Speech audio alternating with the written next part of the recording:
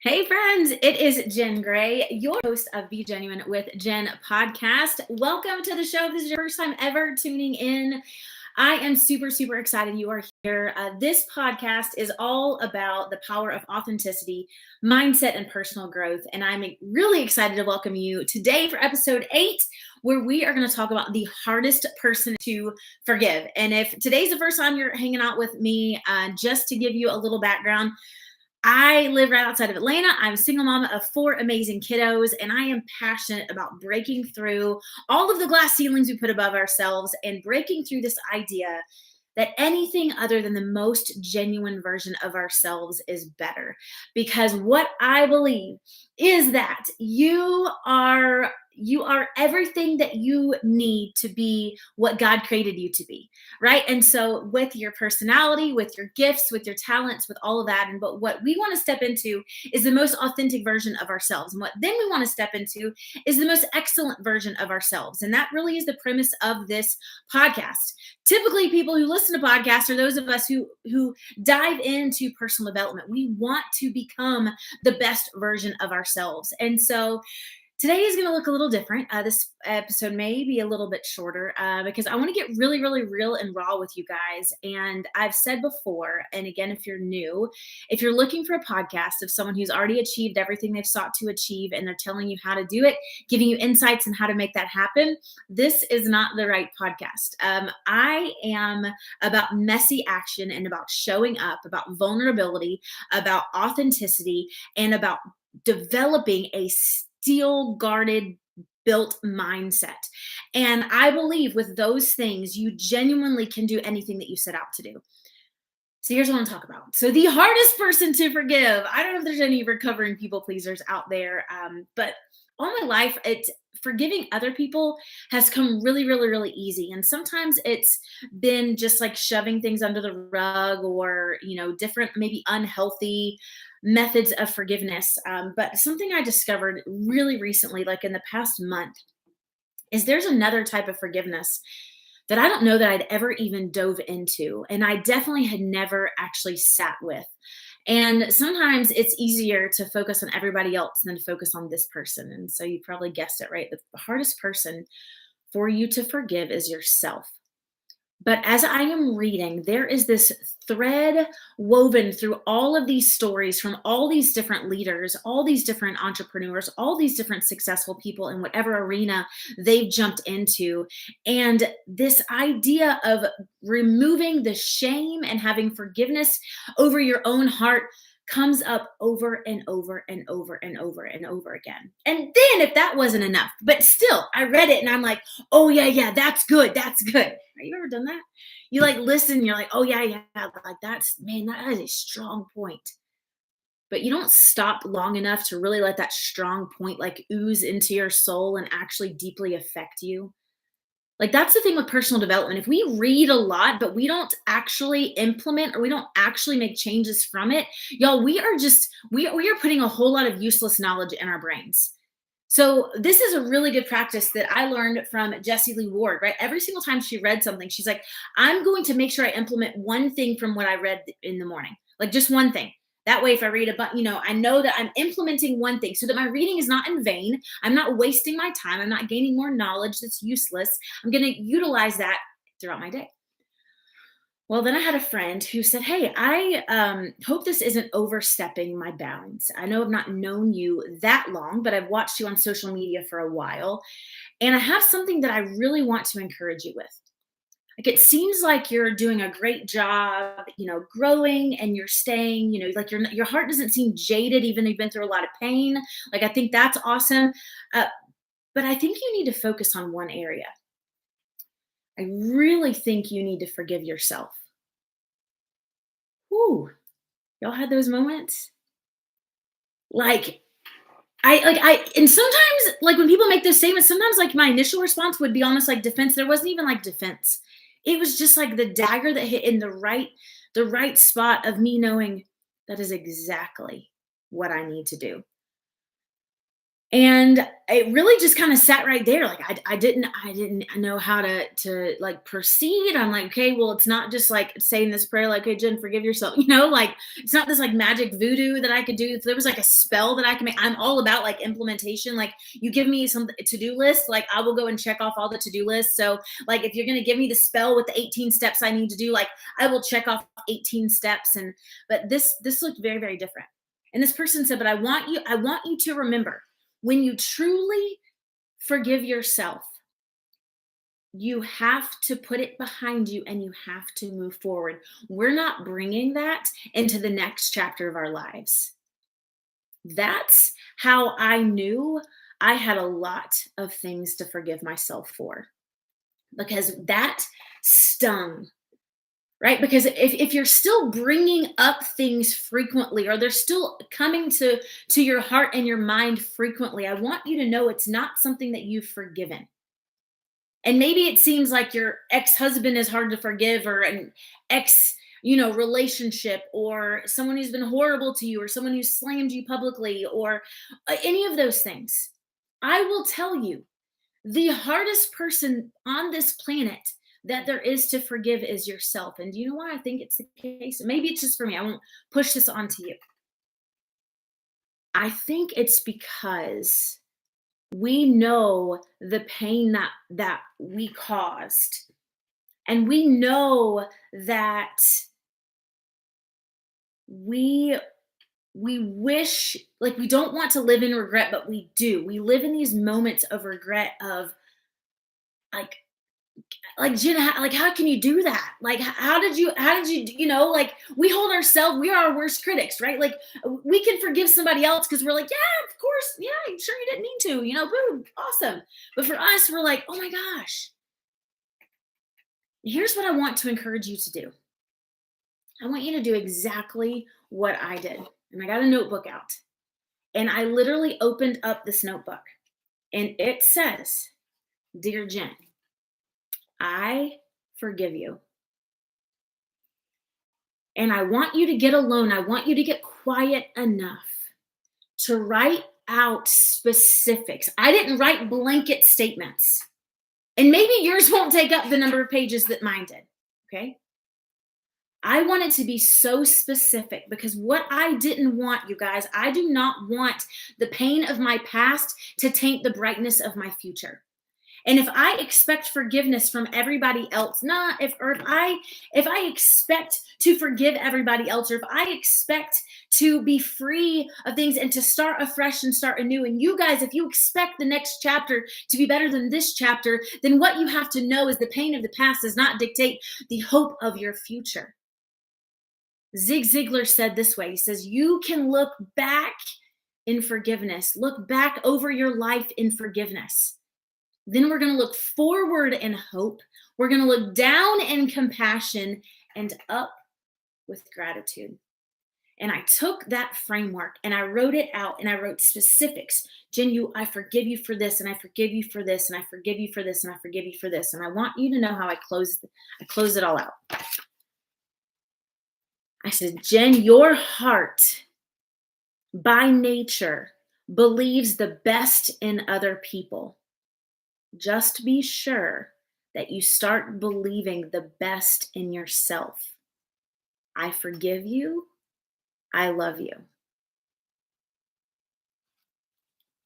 And it was one of the most powerful nights into early morning of my life, where I, through tear-filled pages, just filled this and just like confessed to myself. I already know the things that I regret. Like I know that the pain of my life. And here's what else I want you to know that is super, super powerful. Here's where you know there's true forgiveness for yourself. When you can do that and you can write it out and you can release the weight that it carries on or over into your life. And here's what I want you to know. I'm not talking about forgiving yourself for cheating on a test when you were in high school. Maybe that's what it is. That was not my list. Okay. That seems like something easy, right? I'd be like, oh yeah, gosh, I want you to know in a season of fighting for what I believed was best for my own kids, and I won't get into the details because the details don't matter, but I want you to see the weight of things, and I want you to feel, I want maybe just like feel like we're in a couch setting together and I'm just telling you my story because I want you to be seen and I want you to know that not everybody has life figured out. It's not, life is not wrapped up in this big red bow and everything just happens and it's perfect and everyone can just smile and be fine. Right? Like sometimes life is hard. Like deep, deep, deep hard. Deep pain. Yo, there was a season of my life I fought for what was best for my kids, and ultimately it led me to giving up custody of my children to fight for what I believed was best.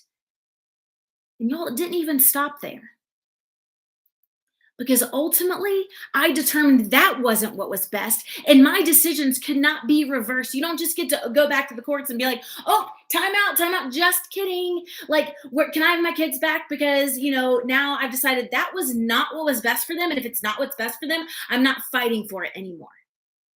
That's not how life works. Our decisions have consequences, and our decisions have pain. But here's the thing: those consequences and those life things are going to happen. And so a lot of those things are out of our control. But when you sit down and you can have empathy over yourself for doing what you believed was best in a certain period of time, that is going to bring you a whole lot of freedom. You know what else? You know what else is a really good sign? I want you to think about this, y'all. When I'm talking about painful things that you've done, you've caused, things that have happened in your life, I want you to think about something in particular. If you need someone else to understand why you did what you did, or explanation, or people to be on your side, or all that, I want you to know, listen, that is not a healed wound. You have not forgiven yourself. There is so much power to not only have empathy for someone else, and we're going to talk about this in other relationships. I'm walking you through my whole story, right? Like, we'll talk about other relationships and forgiveness and what that looks like. And true forgiveness, I believe, comes from empathy. Absolutely 100%. God said to forgive for a reason. And so it's a big deal. But here's the other thing that I want to say. Just as you can have empathy on somebody else, when you realize that you might not have the whole story, you realize different things and you can separate yourself from something, that's when you ultimately can humbly ask for forgiveness from somebody else. But listen, when you can have empathy that in whatever season of your life you may have done something that has brought regret, brought shame, brought all kinds of guilt, that here's where you can go and you can say, you made the best decision in this timing with the information that you had. And you gave yourself grace enough to you changed your decision when the information changed. Again, our circumstances are probably very, very, very, very, very different. And just to give you the full picture, like, although my story was crazy and it was an insane ride on so many levels, I want you to know, like, today, November, whatever date it is, 2023, I have the strongest, special relationship with my kids that I've ever had their whole entire lives. Kids are super resilient, super gracious, and super, super amazing. I don't deserve them. But listen, if you're holding on to shame, if you feel in bondage to decisions that happened to you or that you chose in your past, I want you to know you will not step forward in the light and the speed and the vastness that you were created to step forward in. I want you to know, y'all, listen, the Bible, when it talks about forgiveness and it talks about the way God forgives you, listen to me, y'all. He doesn't just say, I forgive you, like it's just some haphazard thing. He says it's as far as the east is from the west. Two places that could not be any further apart. And that's what he says. So if the God who is perfect can forgive you, then who are we to void ourselves the right of having forgiveness in our life? We allow ourselves to have shame and to hold ourselves back instead of having humility and forgiveness and moving forward. And guess what, y'all? There are hundreds of people who disagree with a lot of things I've done in my life. And guess what? Here's when you know that you have healing. I can sit in front of them and I can say, I absolutely understand. how you feel. This is the facts you have, and this is how you feel. And I respect that. I don't need you to agree with me for me to ask for forgiveness. You don't need someone to agree with you. You don't need for them to just like pretend it didn't happen. No, you need to release yourself from the shame and guilt you are trapped in. And that may go from you asking yourself for forgiveness or you asking somebody else for forgiveness. And I want you to know it is a release and it is a relief unlike anything on this planet. I was reading Andy Andrews, The Traveler's Gift, completely different from a lot of books that I read. And it was so, so good. I definitely encourage you to go and get it. But I want you to, like, there's 6 things that he goes through. It's like these 6 disciplines or these 6 attributes of success. And like, it could be 6 anything. Like, think big, high ticket things that you could put in here of like, here's your 6, ingredients to the recipe for success. And y'all, one of the 6 says, I will greet this day with a forgiving spirit. I will forgive myself. I read this chapter after I had already gone through my journal moment of self forgiveness. And what was so powerful is how that resonated with me of like, yes, everybody, you need to not ignore this. This is not just like arbitrarily put into a book about success. This literally is a make it or break it chapter. I didn't think that. I did not feel that until I had already dealt with it personally on my own weeks before that. To be like, oh my gosh. So I'm coming to you, the platform, whoever listens to this, whoever needs to hear this today. Go get a notebook, get out your pen all by yourself in a moment of solitude, write in a journal that no one else is going to read. This is not for anybody else, this is for you. And I want you to give yourself the gift of forgiveness. I want you to give your future the gift of forgiveness. I want you to give the people that you will influence the gift of you forgiving yourself so that you can show other people how they can forgive themselves. We can all one up each other on, oh, girl, you don't even know what I did. Oh, girl, you don't even. Okay. What does that do for us? Some of you have crazier stories than mine. And some of you were like, oh my gosh, didn't you give up custody of your kids? Like, and you're just like, oh, you are completely judging me. That's okay. Trust me, I wouldn't get it unless I lived it either. I get it. But y'all, are you just tired of just comparing your lives to other people instead of just like focus on what's going to make you the best version of yourself? You can make yourself feel really, really good when you compare yourself to somebody else. And you can make yourself feel like a pile of crap. You can find a voice that's going to make you feel however you want to feel. But here's the most important voice. You and only you are going to lay yourself on a pillow tonight and you're going to go to bed. You get to decide if you're going to be proud of the person who's laying on the bed or if you're not. You're going to decide if tonight or this weekend, the person that you put on the pillow is a person who has been forgiven, the person that honors themselves, the person that gives themselves grace, the person that knows that you have strength because you fought for what you believed was best. You showed up how you decided to show up. There is no more room for shame in your life. There's no room for guilt in your life. You are free from that. And I want you guys to know the whole reason we're even created on purpose for a purpose is because God believed that we could do great things with our life for him. That's the whole premise. So stop trying to dilute or stop allowing your life and your choices to dilute the brightness that you need to shine to the people around you. And you guys, if you have any value in this podcast, I ask you humbly, please share this on all your platforms. I'm a brand new podcast. Today's episode number 8. I'm building a community of people who want to fight to be the best versions of themselves in the most authentic way, with kindness and excellence and passion. And we may be building different lives and different businesses, and you may be in a completely different season of life, but I am here to say, let's do this together.